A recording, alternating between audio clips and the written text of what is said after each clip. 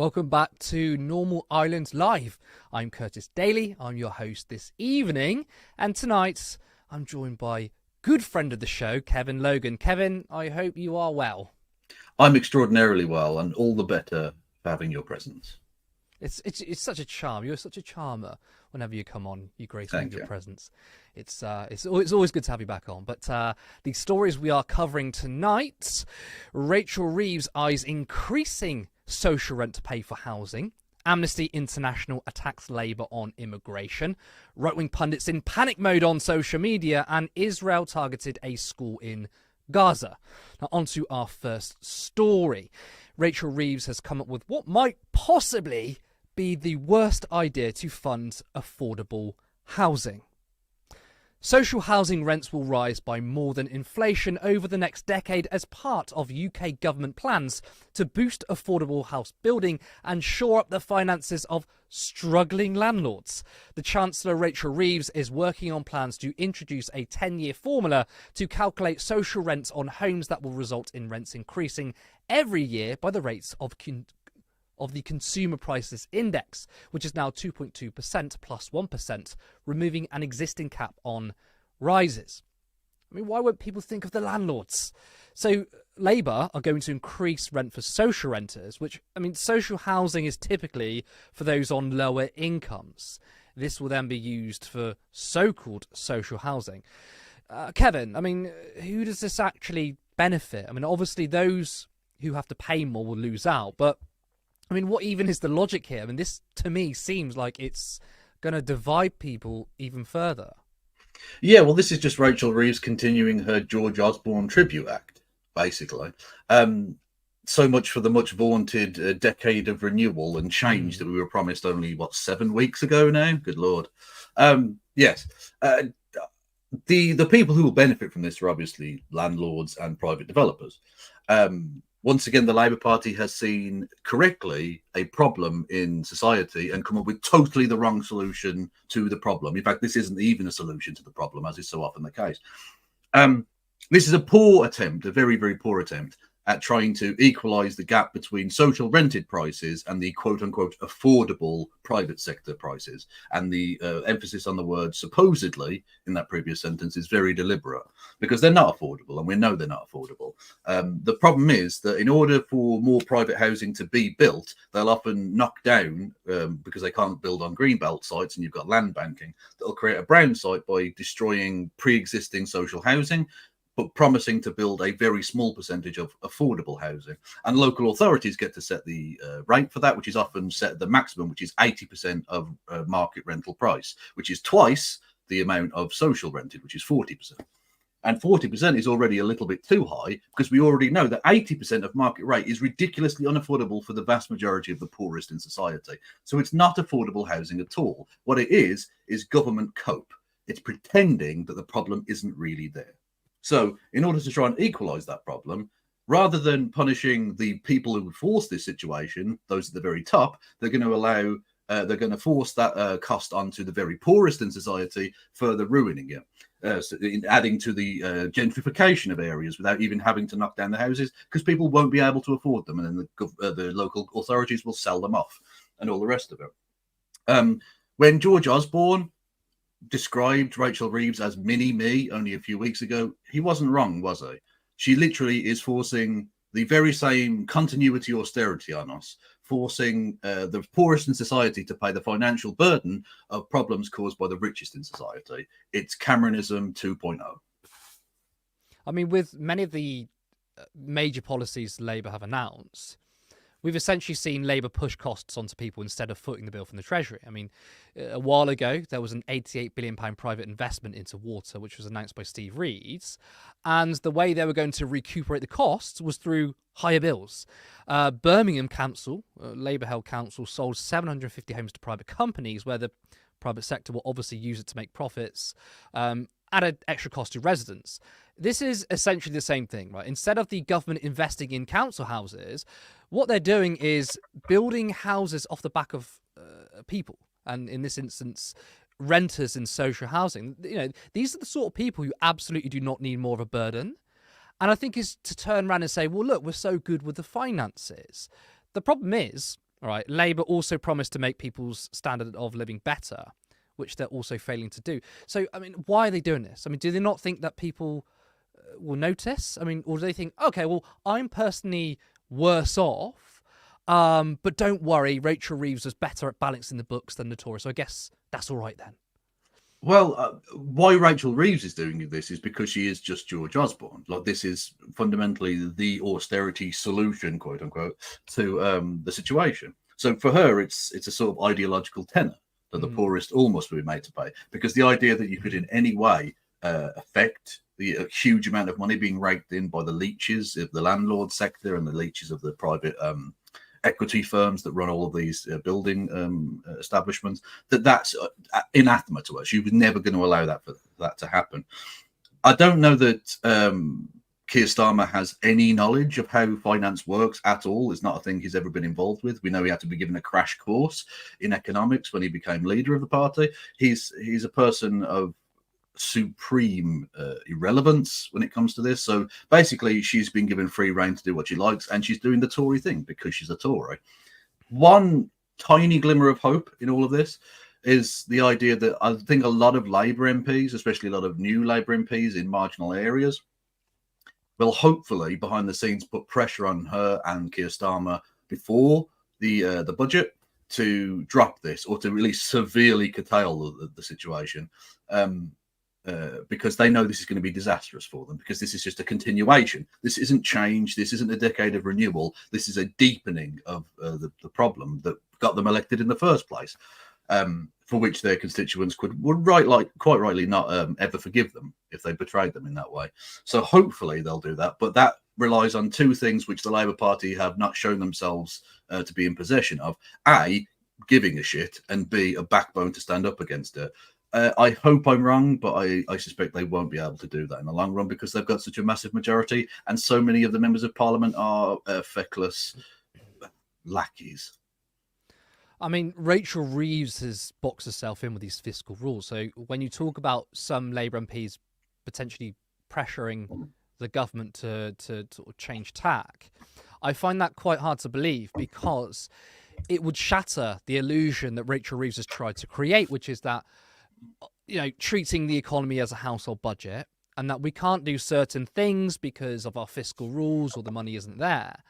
And as soon as she breaks that rule, because these fiscal rules are absolutely ridiculous, because she may inevitably or will be forced to break that rule, the media are going to ask questions. They're going to say, well, hold on a second. All these things you couldn't do, such as scrapping the 2-child benefit cap, you couldn't do it back then because of your fiscal rules, but now you've been pressured into this.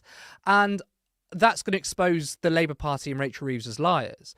I also think what's very striking in terms of this specific policy, what's so striking is that Labour are openly saying they are prioritising landlords over social renters. Now, I'm not surprised that Labour are pro-landlord in policy. They've demonstrated that they back those with more power than those without. I mean, think of all the billionaires that have joined the party in terms of donations. But optically, this isn't a good look. I mean, does this show once again, despite Labour winning a huge landslide, the party are politically incredibly stupid?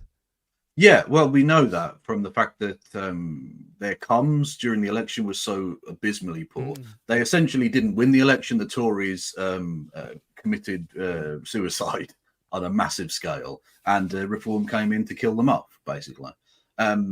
We know that there is no massive love for Keir Starmer or his policies whatsoever. He is barely more popular than the man he replaced, Rishi Sunak, in that role.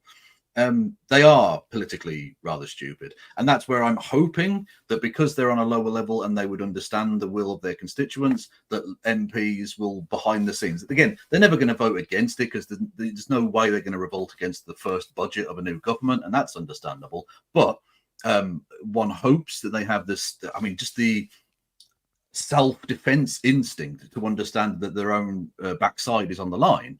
And that the optics of this are so abysmally poor that they'll pressure her into dropping this. And again, as with the fiscal rules, they are obviously stupid, and they've been broken already anyway. You can't have a completely uncosted, indefinite £3 billion a year to Ukraine, which, by the way, I'm absolutely fine with us giving aid to Ukraine. But the point being, You can't have an uncosted, indefinite, I mean, that potentially infinite £3 billion a year. And I would say, in terms of that's inside a fiscal network, it doesn't make sense. I mean, that's the failure of the media there, isn't it? Because we would rightly point out that £3 billion every single year to Ukraine. I mean, Keir Starmer made that commitment indefinitely. That's not a costed policy. You and I aren't particularly, against that policy in of itself. But when you're setting these so-called fiscal rules and saying we can't, scrap a policy that keeps children in poverty. But the media aren't then saying, oh, well, look, the Labour Party have scrapped their fiscal rules because it goes on the policy that essentially the entire West supports. A lot of the people in the media support it. And again, I'm not even particularly against that policy myself. But if it was a commitment to let's, invest in our public services, increase benefits, for example, or anything else that helps the people, you'll know the media would quite wrongly attack Labour on it. Yeah, absolutely, yes. Yeah, you'll notice that the fiscal hawks disappear when it comes to money for Ukraine or aid to various countries. We'll talk about Israel a little bit later on, for instance. But yet, when it comes to spending a penny on British schools, British hospitals, rented sector, whatever, they all of a sudden they're shit on absolutely every single penny that gets spent. All the rest of it. And this is the point. When people talk about the budget as being like a household budget, it's ridiculous. We know that's ridiculous because we're literally a sovereign currency issuer, for God's sake. But also, with a household budget, even if we take it out there at face value, with a household budget, one of the best ways of solving the problem is to have extra intake of money. So you work extra hours at work, or you get a better job, or whatever the thing might be. And we have that at our disposal. If we're going to treat it like a household budget, okay, fine. Let's tax the richest. Let's increase the money coming into the household rather than starving. Surely. Well, I mean, that's a good point, because that's essentially even John McDonnell's plan back in 2017, 2019, was that in a way, I mean, they weren't saying stuff like, oh, we've maxed out the credit card, but was selling their economic package as a household budget, which is we're going to raise taxes on the wealthy in order to fund these public services. Now, I don't think that's necessarily the truth, but I'm absolutely fine with the Social Democratic Party saying we're still going to do these popular policies, but we're going to tax the rich for it. And that's the thing. It's such an easy thing to do for Rachel Reeves and Keir Starmer. I mean, if we go all the way back but before the election, when I think it was the first ever head-to-head debate between Keir Starmer and Rishi Sunak, and there was like an audience tracker. You could see whether people responded positively or negatively to what the leaders were saying, and it was kind of like that, because there wasn't much. There was nothing inspiring from either the leaders. But when Keir Starmer said we're going to raise taxes on the richest, and obviously that's more in terms of capital gains tax, again, a policy I support. Not enough taxes, and obviously not a wealth tax there. But when he said that line, you saw the sort of audience response shoot up. It's a popular thing to do, and I don't understand why Rachel Reeves won't do it. Well, actually, I'll reframe that. I do understand why she'd do it, because obviously there's a lot of billionaires that are backed the party. Now, what strikes me here is that I'm trying to compare this to Tony Blair. Now, again, I have so many disagreements with New Labour, the way they funded things, for example, but they did fund things. So PFI, I think it was a disaster, but at least they used that capital to put into public services.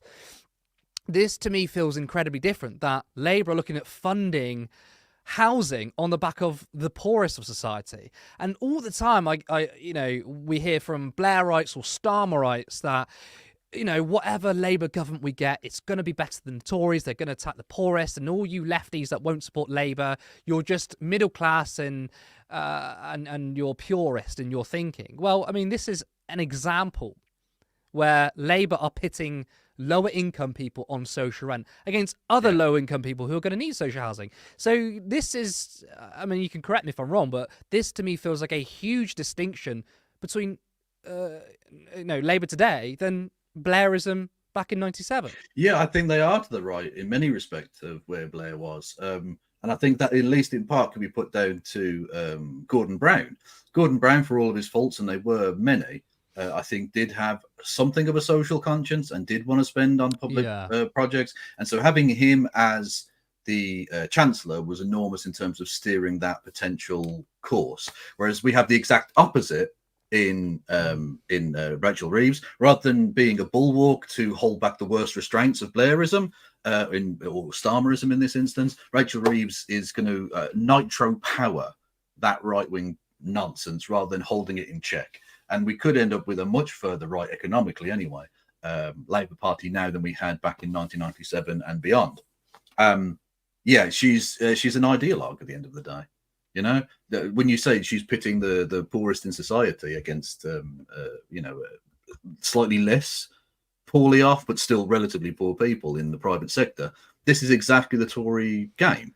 And this is why I couldn't back Labour at the most recent election, having backed them at previous elections, because there was a harm reduction, right? They were substantially, in some ways, better than the alternative. Whereas actually at this election, they weren't. If we look at this policy, if we look at their immigration rhetoric, if we look at Israel, if we look at virtually everything, they weren't a lesser evil than the Tories. They were just the same evil with a red rosette. And that doesn't mean anything to me or to anyone in the real world. I think you summed it up perfectly, though, which is that Rachel Reeves is an ideologue. That's essentially what it is. She is wedded to neoliberalism and the private sector, and this hatred of the public realm, which is also quite funny because there's been multiple speeches when she was in opposition saying the right things, saying, we could use the state as an active participant in investment, which is obviously a crock of shit, because that's not what's happening in government now. We will move on to our next story because time is getting on. Now, Amnesty International has attacked the Labour Party's immigration policy. A senior human rights activist has accused Whitehall of reheating old messaging after the Home Secretary announced a crackdown on organised immigration crime. Steve Valdez-Simmons, Amnesty International's Refugee and Migrant Rights Programme director, described Yvette Cooper's new package as dismaying and warned a securitist approach could put off genuine asylum seekers from crossing borders if they needed to. Now, this is after Yvette Cooper announced a big crackdown on immigration and small boat crossings. Yvette Cooper has launched a major immigration crackdown and soaring numbers of asylum seekers crossing the English Channel in small boats.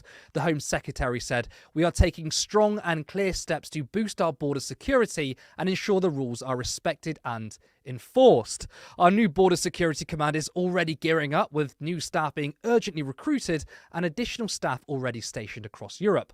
The number of immigration detention spaces will also be increased as the government aims to speed up the removal of those whose asylum claims are rejected."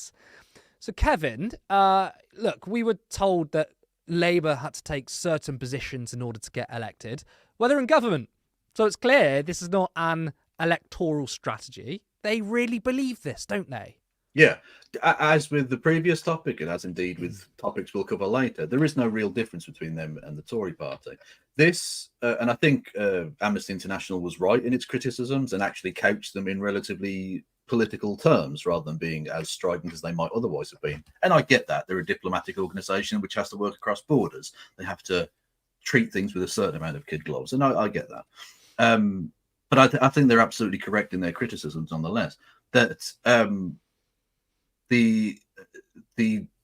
when they got rid of the Rwanda scheme and the Bibi Stockholm, both of which were absolute stains on Britain internationally and internally, I and a lot of other people, I think probably yourself, were very, very happy with that. That was a good thing. That was a positive change. And when the Labour Party does something good, it's worth saying so. It's not, it's not a this team good, that team bad situation. When they got rid of them, that was good. But I couched that in terms of why they did it. They did it because it was financially inefficient as a method. A method of what exactly? A method of still being unbelievably cruel towards migrants. We know that the real thing to do, if we wanted to actually save lives and live up to our international law obligations, would be to open safe and legal routes so that they didn't come by small boats, they came by big, normal, actual boats or planes or the Channel Tunnel or whatever. And we won't do that because the Labour Party are as bad, it seems, on immigration as the Tory party are. And the thing that's so sickening about all of this is that not 2 weeks ago, there were race riots in Britain. There were essentially violent attempted pogroms against migrants. We had attempted murder on a mass scale being perpetrated, fires being set inside hotels that people couldn't escape from. And the Labour Party, or the Labour government, had an opportunity to stand up against that kind of racist filth, and instead has taken the opportunity to pander to them and to cave in to them. It's embarrassing. It's shambolic, and they should be damned ashamed of themselves. Now, the centrists have always somehow believed that, well, if you capitulate on such issues, it's a way to deter more right-wing forces. Well, it doesn't seem like they're being deterred. I mean, what do you think the consequences will be of Labour continuing on this path? It's not the right-wing government, isn't it? It's the so-called progressive government. I mean, instead of taking on the right-wing framing of immigration, they're continuing this path essentially. So, what's the implication here, you think? It's the emboldening further of the far right. There can be no other outcome. We've seen from Nigel Farage already that he's putting forward the idea that he is the reason that this is taking place. Increased support for him means you push the Overton window and the zeitgeist of political movement further and further to the right on the matter of immigration. They're literally now calling for, within the Reform Party, a national referendum on net zero migration, which is an absurd concept which doesn't work and wouldn't live up to literally the pre-existing international law obligations that we have, as well as just basic humanity, that if people are asylum seekers, you take them in. That's the idea anyway. So, yeah, it would just be the further emboldening of the far right by moving the national conversation further and further and further. And we're seeing it. It's not just the government. It's the political establishment in totality, who, like I say, 2 weeks ago were quite rightly being blamed for stoking the fires of racial hatred in this country. And they've all gone back to doing exactly the same, because now it's fine. Now some people are being thrown in jail for stealing pasties from Greggs. All of a sudden, the problem is fine again. We literally have seen over the weekend major news outlets screaming and shouting about the fact that 400 migrants came over in boats on Saturday, wherever it was. Which, if you actually look at the number of people who emigrated from the country on average last year, more than 600 would have left. So actually, we're 200 down if the numbers are to be believed, which, again, who even knows at this point if any of it's real. But they've gone back to stoking the same hatred and division because it sells. It's good content. They get clicks, they get newspaper sales, they get right-wing outrage, and it stokes the fires yet and yet and yet again. And unfortunately, whilst the rioters themselves have been quite rightly put in jail, the people behind it all, the likes of Nigel Farage, the likes of Dacre at the Daily Mail and various other people, they will face no consequences for this. And yet they are the people who perpetrated it. Now, I mean, despite Labour winning a big majority, and obviously, I would say client journalists or the centrist pundits, they use that as evidence of what having, political nous. They think that's what political intelligence is. I think you and I would agree. I think a lot of circumstances are at play in terms of elections.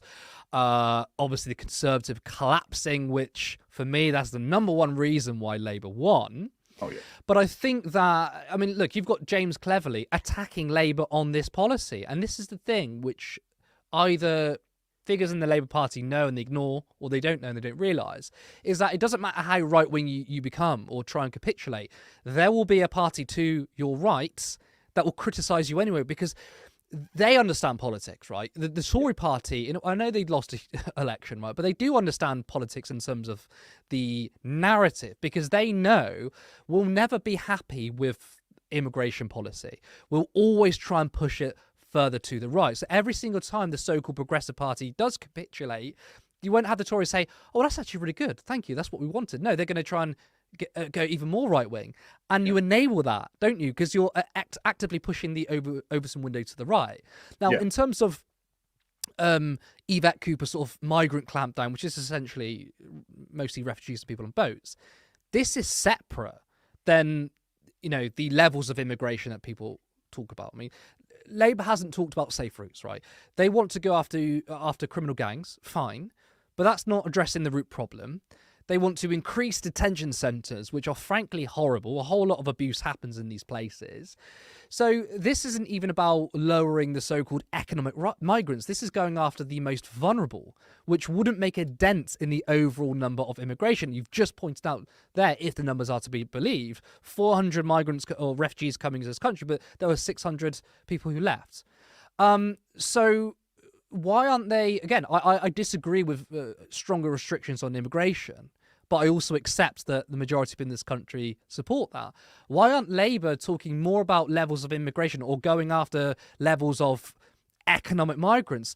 Why are they going after refugees? I mean, it's absolutely poisonous when it comes to the political debate. Can you demonstrate to me how this is any different to the Tories, especially Rishi Sunak? Well, I can't demonstrate that to you because it isn't. Fundamentally, Yvette Cooper is now doing a Priti Patel tribute act. Yeah. They're basically stealing the Tories' clothes because they're just the Tory party now.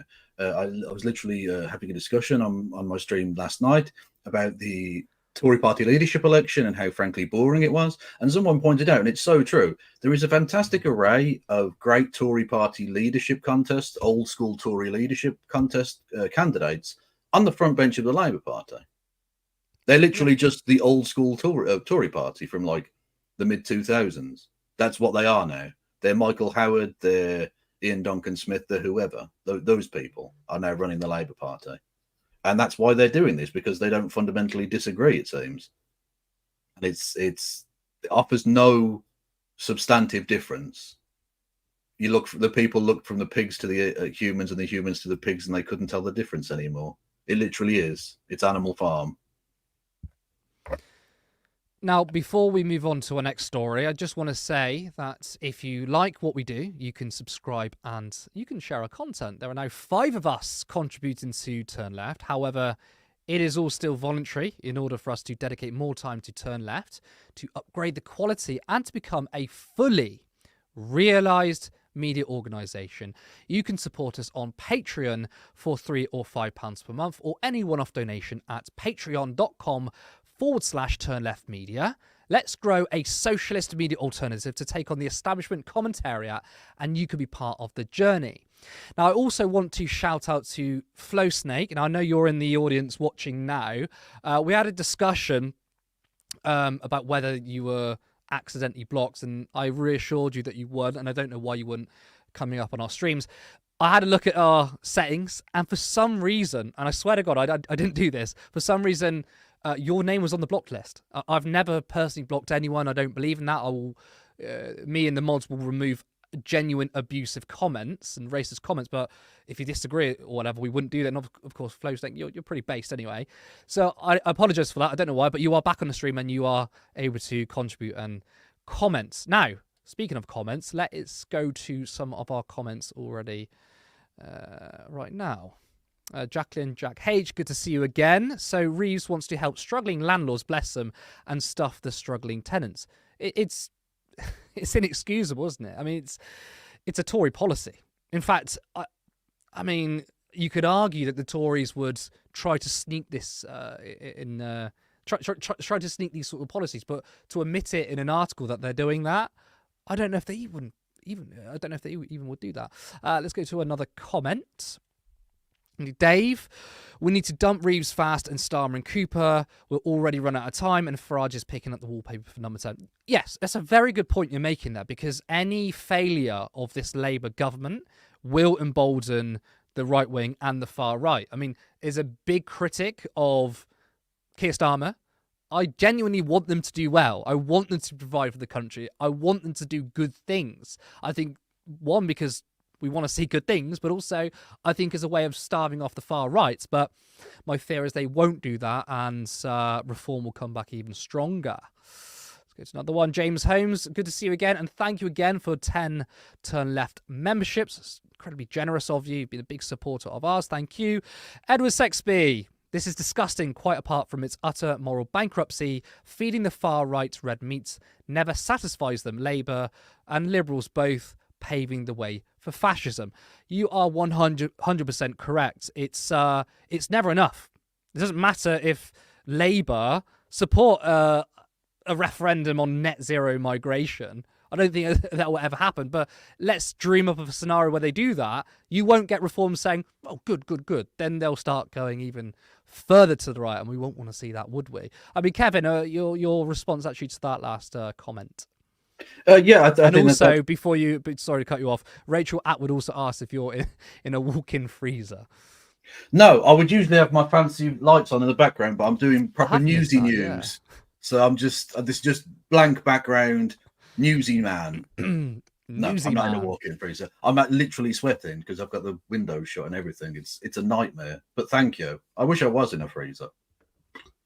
Anyway, what did you ask me? Yeah, sorry. Yeah, they're paving the way for fascism. Yeah, exactly. Well, I mean, not to be too jam man pilled, but we were offered socialism or barbarism, and you told us that socialism was anti-Semitic. So welcome to barbarism, I guess. True. Actually, one last comment from Great Brit. A refugee who passes through 10 to 12 safe countries is not a refugee. I'd like you to take that one, Kevin. Yes, they are. What are you talking about? You don't have to. You can. There are a number of reasons why they would pass through any number of different countries. Also, that just means that you're palming the problem off onto the neighbouring nations. Like, what about if someone leaves a landlocked nation? They can't leave the next country they get to. That's absurd. Don't be so silly. You know there are reasons, well, in terms of family unification and stuff. Also, right. When all the other countries are also being, frankly, evil, I think France's migration regime is also pretty demonic, frankly. Why would they not seek the next port of call? Of course they're going to. This is not a new phenomena, the idea of people migrating across huge tracts of land in order to escape oppression in various polities. This is a thing that's happened since time immemorial. And also, let's be honest, you're not saying that because you think that this is like a good argument. You just don't want brown people here. I saw your PFP. You're a dickhead. And I also want to address that comment because regardless of how you feel, whether you think they're a refugee or not, by law they are. We have set up legal institutions. We define these people as refugees. But I want to ask you, let's just say you're a refugee. Your country has gone to shit. In fact, actually, Britain bombed your country. You have nothing. Yet you know there's family in Britain. I mean, would you not want to reunite with your family? There's so many different reasons as to why people would pass through multiple countries. And to say they don't take the first country that has them, therefore they're not a refugee, well, I wonder if you would have that same treatment on yourself. Because, again, if you were to pass through multiple countries to get to Britain because you know people there, you would say yourself, well, that's why I'm doing it. Well, that's the same reason why they're doing it too. But why can't we be a bit more compassionate? And we're a very rich country. We can afford to have these people. I mean, sometimes being positive and empathetic is far better for your own personal health and mental health than being quite reactionary, I would say. I think you see too much territory there by saying we can afford these people. They're actually a net benefit. We know they're a net benefit. Financially, culturally, in terms of the fact that the NHS would collapse, transportation system would collapse, our economy would collapse without these people. It's not a matter of us absorbing them as a cost. They benefit us enormously. Point well made. Point well made. Now, we've got 150 people watching across YouTube and Twitter, so thank you everybody who's tuned in. And again, if you're watching and you're not subscribed, hit that subscription button, like it, and leave us a comment. We'll read more of your comments at the end of the show. Now, let's move on. Right-wing pundits are in panic mode as they have been copying and pasting the same tweets in order to cover their backs. GB News host Bev Turner and Dan Wootton shared the exact same message on Twitter. None of the information posted or repeated on this account is known by its author to be false, nor intended to stir racial or any hatred of, nor cause psychological or physical harm to any person of group, howsoever identified. It's like the Facebook scams where boomers say Facebook doesn't have a right to copyright my images or whatever. It's pretty amusing to see the boomification of Twitter, and it's funny to see right-wing individuals demonstrate that they don't know a whole lot about the legal system. Kevin, I mean, this isn't going to make a difference at all, will it? This doesn't act as some kind of legal barrier. No, I've seen several legal experts, although I didn't need this to be particularly pointed out to me, but it's still good to have it confirmed. I've seen various legal experts saying this is just a denial. This isn't a cover at all. Literally, you might as well have not bothered publishing this and just go in there and say, I didn't do anything wrong, my lord.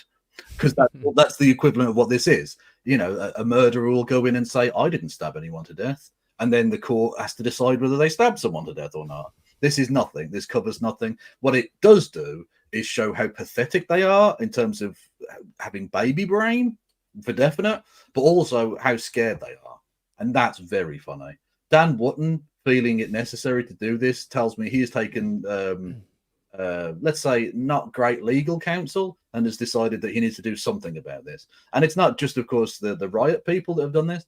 I think some of the people like J.K. Rowling with her tweets about Monica Leaf, which have now been subsequently deleted, and she's been off Twitter for a week. It's good to see finally some consequences for right-wing shitheads. That for me is a source of enormous happiness. Schadenfreude extreme. I wonder if J.K. Rowling understands that if you delete things off the internet, it's never really gone. I mean, well, no, you can find these tweets. There's screenshots everywhere.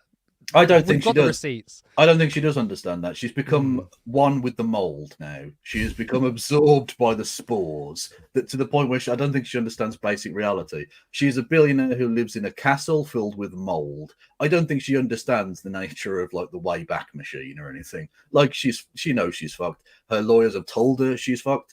And so she's about to lose quite a lot of money and respect and possibly face other legal ramifications in the future, which is very funny because you can't go around making baseless claims about people, and you shouldn't be able to either.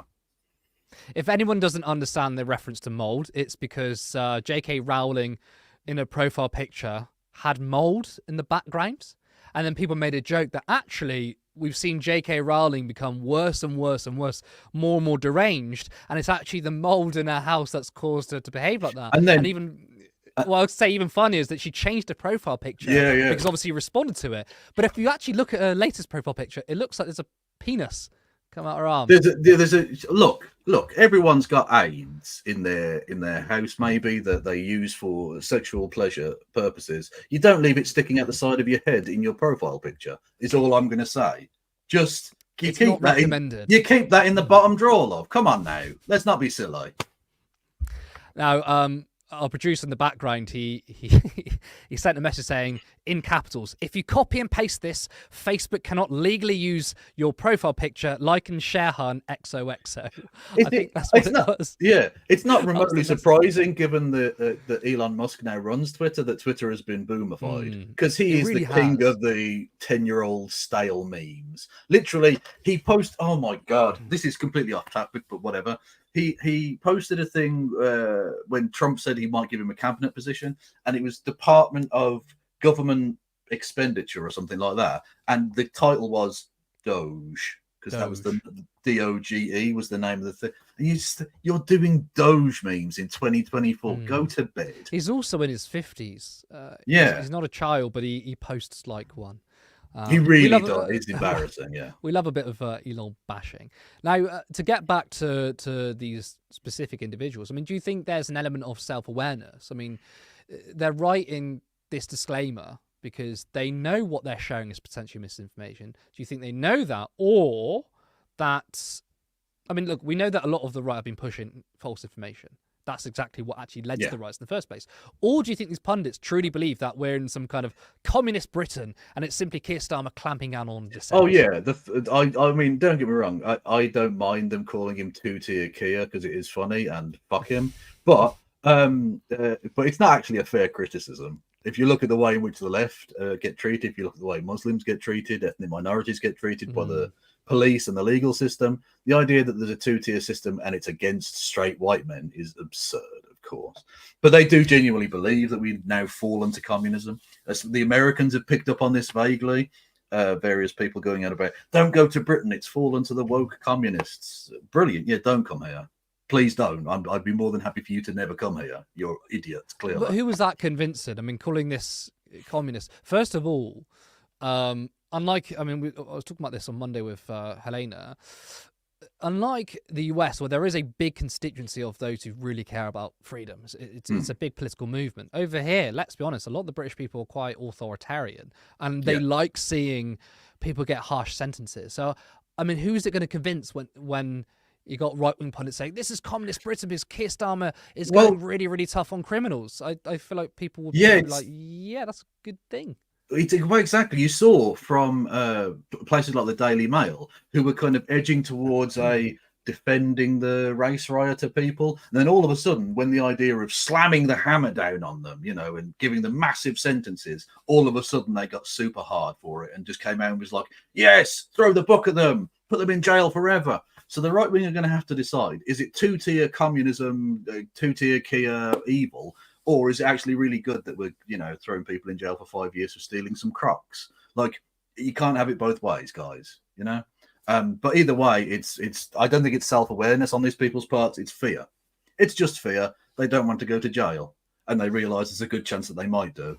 And I'm happy for them to at least feel that fear and to squirm, even if they ultimately don't end up in jail, even if they just get a slap on the wrist or they get ignored completely. The fact that they felt repercussion for their actions is in of itself potentially a very useful societal mechanism, and that's good. But I think it's quite telling in that message. It says, we do not mean to spread misinformation. We don't mean to cause physical violence. We don't mean to be racist. But I feel that language in of itself is kind of like telling on yourself, saying, well, what I could say may be seen as racist, could be seen as potential harm physically to people from what I share. So, I mean, surely deep down they know they're scumbags. Oh yeah, no, they absolutely know that, and they revel in it. But they know that the insane right wing echo chamber they live in is very different to the outside world. And so when the rubber hits the road of reality, they have to try and cover themselves in some way, and this is just a pathetic attempt to do so. Now, let's move on to the final story of the night. Israel targets a school in Gaza, killing 12 people. At least 12 Palestinians have been killed in an Israeli airstrike on a school housing displaced people in Gaza City, the Hamas-run Civil Defense Authority says. A spokesman says rescuers were struggling to recover a number of missing people believed to be trapped under the rubble at Mustafa Haver's school in the western Rimal neighborhood. The Israeli military said it had targeted a Hamas command and control center inside the school, and that it had taken steps to mitigate risk of harming civilians. So, as you just heard in the quote, Israel said it was a Hamas control center. Do we really believe that? Now, this has been among a day of an Israeli bombing campaign as other airstrikes took place, pushing the total number of people killed to 52 Palestinians in the last 24 hours. Multiple Israeli airstrikes on Gaza have killed at least 52 Palestinians. The bombs targeted a school, a family home, a crowded area near a market, and a mobile phone charging point, among other places. Now, we have shockingly heard just a little bit, and I say a little bit, of sanity from an Israeli politician claiming that Netanyahu is sabotaging peace talks. Israeli opposition leader Yair Lapid said Netanyahu is trying to derail the Gaza ceasefire and prisoner exchange talks, adding that his attempts to sabotage the negotiations should stop. Enough with the briefings, enough with the tweets, enough with the rhymes in front of cameras, Lapid wrote in a post on Twitter. All of Netanyahu's attempts to sabotage the negotiations should stop. Deal now before they all die. Now, this comes after a peace deal was supposedly rejected by Hamas. I mean, pro-Israel voices have been claiming that once again, Hamas rejects peace. But it turns out that within the deal, there is no permanent ceasefire. Kevin, Yair Lapid, the opposition leader, telling the truth, it seems, that Netanyahu is sabotaging peace deals. Yeah. I mean, do you think this is significant? Is there a tide turning against Netanyahu? Or is this just politicking and it doesn't really mean very much? I think the tide has been turning for quite some time against Netanyahu, and that in many respects has forced his hand in terms of scuppering the deal even further, because he realizes the only thing keeping him from being jailed, basically, for his corruption in Israel is the war and the continuation of the war cabinet. And the only thing holding that together is a lack of any credible peace talks.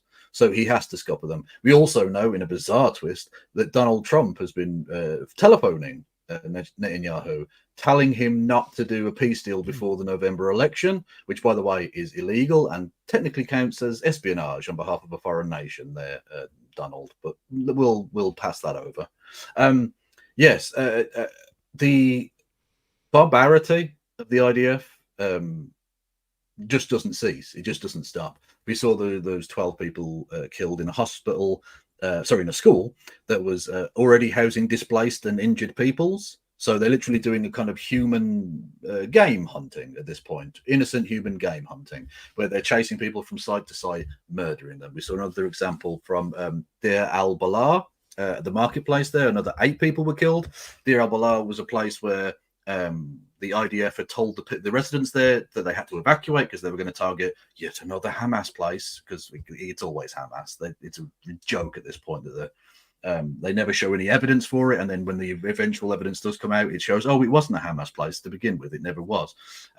They told them to evacuate to a safe zone, quote unquote, that was already full, and they knew was already full. So they basically presented a fait accompli. They told them to evacuate to a place they couldn't evacuate from, and then they bombed it. That is just murder. That's just murder. It is a war crime. And yet the British government continue to sanction the sale of arms. The American government continue to sanction the sale of arms as well. And now the ultimate disgrace, I think, is Anthony Blinken going over there as a peacemaker and shifting the goalposts completely, to the point where obviously Hamas can't agree to this, because this isn't a ceasefire. Hamas have said, we will stick to the framework that Joe Biden publicly announced in July. We'll stick to that, and we'll go from that point. Whereas now they've just completely ripped that up and said, no, actually, there's no permanent ceasefire. You just have to agree to everything. But apparently that's Hamas scuppering the deal somehow. I don't know how they're in control of this when it's literally the Israelis and Blinken that changed the fucking context of it. It's ridiculous. They just want to continue the same genocidal bullshit forever and ever, because that's the only way that the Netanyahu survives. It's really interesting that you brought up that Donald Trump essentially committed espionage by saying to Netanyahu, don't resolve this issue before November, because there's a pattern here. I mean, Trump has done that before. Obviously this is mostly a British audience, so you might not be aware, but there was a standoff between Joe Biden or the federal government and Texas. Texas wanted to add barbed wire to some of their fences. Basically, they essentially wanted to kill people trying to cross the border. So obviously there was a bit of a standoff there. Now, Joe Biden, the federal government has complete control of the borders. They could have literally arrested the Texan authorities if they refused to enact the policies of the federal government. But instead, Biden worked with them, came up with a bill that was more restrictive on immigration, something that supposedly the GOP wants, and the Democrats voted for it, and Donald Trump instructed the GOP to vote against it because he wanted to keep that policy alive in order to attack Joe Biden, or now Kamala Harris. And it's the same again. It's playing politics with people's lives. It shows. And look, I want to say Kamala Harris is a completely flawed candidate. She absolutely... I think she's better on Palestine than Joe Biden, for example, but I completely understand those, especially Palestinians, saying, I don't want to vote for Kamala Harris, right? I get that. But for those that think about voting, I mean, look, if you're in America, think about not supporting Kamala Harris. Donald Trump is far worse on Israel. He's way more pro-Israel, extremely pro-Israel. So, I mean, it's not good enough from the Democrats, but people need to understand the GOP and Trump are extreme to the core. Yeah. Well, we know that one of the main financial backers, along with Elon Musk, obviously, of Donald Trump was the widow of the late Sheldon Adelson, who was famous for making people sign a contract that said that they wanted to shrink the government to the size that it could fit inside a bathtub. That's how right-wing he is. And was, of course, a massive Zionist as well. And his wife is no different, apparently. And one of the concessions she's gotten from Trump in order to financially back his campaign is that Israel will be allowed, in a second Trump term, to annex the entirety of the Gaza Strip. So if you think there's no substantive difference between the two on this, that's not true. I understand people not wanting to vote for Kamala Harris, understandably, given her ties to Genocide Joe. But if you're looking at genuine harm reduction, I think that's the idea of supporting someone like Donald Trump is just absolutely unacceptable. And to go back to Netanyahu, I think potentially the dial has shifted on him personally. And I think that liberals would probably celebrate this, right? They'll say, well, this is really good, we're making progress. But the problem is, right, it's a system error here, right? It's you can dispose of Netanyahu. It doesn't mean that the genocide's going to go away. There has been a systematic oppression of the Palestinian people for the last 75 years. Netanyahu hasn't been in government that whole time. I think maybe the speed will be a bit slower if the opposition were to win, although I think we're expecting to see Netanyahu to win again. So I guess what does the picture look like? Let's say Netanyahu does manage to go because of international pressure. I mean, we're seeing Netanyahu fall out with David Lammy because he's ignoring him, because so far the Labour said they will back the ICC in an arrest warrant. But let's say Netanyahu's gone and someone else replaces him. Does that even change all that much? Not really, in a sense that it's just going to be replaced with another hardcore Zionist. And actually, this is a much under-analysed part of the process, is that there's something deeply sick at the heart of Israeli society. Look at the parties they vote for.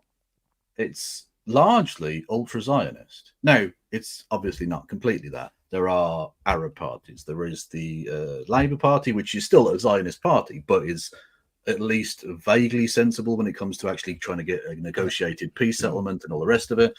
There are other, decent individuals here and there, but they vote consistently for scum.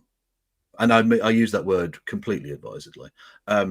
The awful dregs of humanity, to the point where, I mean, who would even replace him? Someone like Naftali Bennett or someone like that? Like, they're awful. Who's incredibly deranged individual. Yeah, they're all. He called babies, the Palestinian babies, essentially Nazis. It's like, well, they're going to grow up to be Nazis exactly. Anyway. Absolutely insane stuff. If you get rid of him, it doesn't topple the dictator and then someone cool comes in. It's just going to be yet another piece of shit. The only slight ray of hope in it is that it's a piece of shit whose entire political project isn't just carrying on the war, which gives you some latitude for hopefully maybe some settlement at some point, or at least a calming of tensions, even if a settlement isn't formally sort of reached, because they don't have to rely on the war continuing to remain as prime minister, which is the case currently with Netanyahu. So, I mean, but that's a very, very, I'm desperately reaching there for a straw. And it's ultimately, it's just going to be replaced with yet another genocidal lunatic. Because again, there's something deeply corrupted at the heart of Israeli society. I don't know how to fix that or how to even begin to try and fix it, but they keep voting for evil bastards. And that's a problem. I mean, there is obviously a lack of genuine choice. Let's be honest, but you are right. I mean, if you look at polling, and the fact that they keep assassinating people who dare to, they also keep killing those that actually oppose meaningfully. Yeah. But if you look at polls and people's views in Israel, they are very, very worrying, to say the least, about their attitudes towards Palestinians. And I think obviously that goes along with the entire media. I mean, we've got a lot of our media over here that are pro-Israel. Just think how much worse it is over in Israel itself. That is essentially the establishment way of thinking. Now, I want go on. You about to say I was just going to say, there's also not the external pressure of the potential for stepping over the line, because they know that America has their back, so they can step over the line as much as they like.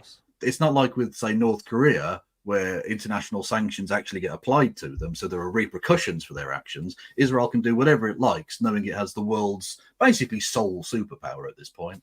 China is on the rise, we get that, but they're not going to challenge America meaningfully in that respect. So America basically will sign a blank check for them every time. It's so funny to me when you see Biden going about meaningful change. We're going to get meaningful change. We're going to have a ceasefire, and Netanyahu just laughs at him and goes, "Sign the fucking check, Joe. Yeah, just sign the check and give me the fucking weapons. I don't give a shit." They know that they can't do anything wrong, and so there's no outward external force to place moderation into the discussion, because they can do whatever they like with a blank check. I mean, yeah, I mean, you can't play nice. You can't say, oh, I really want to ceasefire. And they go, oh, okay, then you do have to essentially play hardball with them. It will be very interesting to see if Kamala Harris does win. Again, I'm not saying that the Democratic Party are exactly pro-Palestinian, but it is worth noting that she was one of the first people to call for a ceasefire. Again, I know it's the bare minimum, but couple that with Labour, again, who are not nowhere near good enough on this issue, have slightly shifted in their policy. They at least are wax lyrical about banning arms. Again, if you look in the detail there, they say they're going to ban offensive weapons, which, I mean, let's be honest, Israel are going to say everything's defensive, right? It's not good enough. But what's a defensive weapon exactly? Exactly. But it was positive to see that Labour said they would back the ICC if there was an arrest warrant. So it will be interesting to see that Kamala Harris, who I do think is better on Palestine than Joe Biden, and a slight shift in the Labour Party, you're seeing a bit more of a sink when it comes to US and the UK. Potentially could add pressure, but maybe that's just being optimistic. I think you are being optimistic. I think we've seen there are so many holes in the Labour Party's supposed maybe sometime in the near future getting rid of arms sales to Israel. It's like Swiss cheese. They'll be able to pick their way through that, no problem. True. America, they try and make a noise, but that's because there's an election coming up. We know that fundamentally Joe Biden is a Zionist. I don't think actually Kamala Harris isn't a Zionist either. She's just slightly more distanced from it because she's been vice president, which is the equivalent of having a child in the corner coloring with a coloring book and some crayons. Like, it doesn't do anything. But you have to take some responsibility as vice president for the actions of the president. You were a part of that ticket. You didn't at any point resign. You take that to some degree on yourself. I think she understands that there is a groundswell of opinion in the United States which has moved against Israel, or at least against this current war. And so they need to be given signs before the election that they're looking towards a ceasefire. But really, it's too late now to get a ceasefire, I think, before the election. Yeah. Oh, absolutely. And also, I'm under no illusions that if Kamala Harris changed nothing, I wouldn't be like, oh my God, I'm so shocked. I am just pointing out maybe the very small differences between Kamala and Biden. But again, yeah, if she continues the same policy, I would not at all be surprised. I think that is important to note there. Now, I just want to say to Rachel Atwood and Vicky Klee, yes, you are now moderators, if that's fine by you, which was done last night. So you will be seeing a spanner next to your name. But that is all for tonight. I want to thank everyone who tuned in. And I also want to thank Kevin for being our fantastic guest again tonight. Now, remember, if you enjoyed this live show, you can also support Turn Left by hitting the subscribe button. Now, if you like our work and you want us to become full-time, because we are currently working around our paid jobs, then you can support us on Patreon for £3 or £5 per month, or any one-off donation at patreon.com/Turn Left Media. My name is Curtis Daly. Thank you so much to everyone who tuned in, and we will see you next time. Patreon.com, Turn Left Media. Support independent media. Support social justice that's there on social media. Thank you, Turn Left.